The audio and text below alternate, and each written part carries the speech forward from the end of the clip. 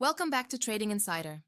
Today we're diving into IC markets, talking tech, leadership moves, and regulatory layers. Absolutely. Let's jump in.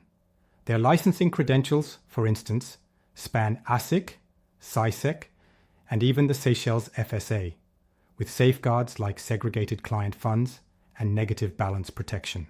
Right.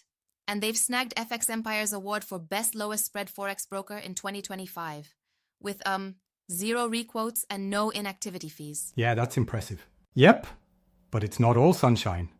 There's that class action lawsuit brewing in Australia concerning their CFD marketing practices. Exactly, which really puts a bullet point on the reputational risk, even though their metrics, like a FXLeaders trust score of 94.99, are solid. It's almost like you have this, innovative platform Right, on one exactly. hand and some legal clouds on the other. Speaking of the platform, they offer the big guns: full MT4, MT5, cTrader, TradingView, and ZuluTrade, accessible on desktop, mobile, and web. And get this, 35 ms latency via Equinix servers. Yeah, that's some cutting-edge tech, right?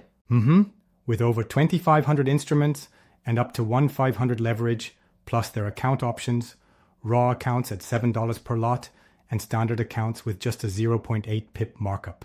It's like the backbone of a real trader's toolkit. Yet their educational arsenal, like webinars and tutorials, remains solid even if their ESG initiatives are practically non-existent. Right. Missing a key piece in today's market narrative. But let's chat leadership. There's been some major shakeups. Absolutely. New appointments include Vasilis Sotiriou as Global Head of Risk, Ben Singleton from Ex-Credit Agricole as General Manager, and Jason Hughes, formerly with eToro, now spearheading UAE expansion. That's smart positioning. And not to forget, CEO Andrew Budzinski shifted to Dubai to lead their Gulf strategy. Clearly, a deliberate regional reset. Yeah, it's like they're building a whole new narrative.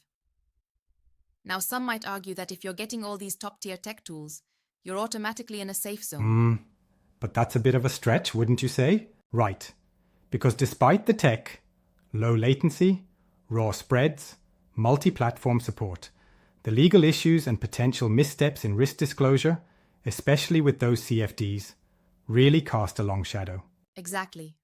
It's a mixed bag. For active, informed traders, it's a powerhouse. For the inexperienced, there's a risk if you miss the fine print. Yep, reading the fine print is crucial. So final thoughts? IC Markets isn't just a flash in the pan. They've built a sturdy infrastructure backed by real tech depth and rigorous oversight. But they're also amplifying their market image with heavy regional expansions and nuanced leadership shifts. Agreed, it's a clever play. Indeed, smart traders will navigate this fine line carefully, making sure to note the innovations without ignoring potential legal pitfalls. Right on. That's it for today's deep dive on IC Markets. Trade smart and always keep your eyes open for both the tech marvels and the risks lurking behind the glamour. Exactly. Signing off from Trading Insider, stay sharp.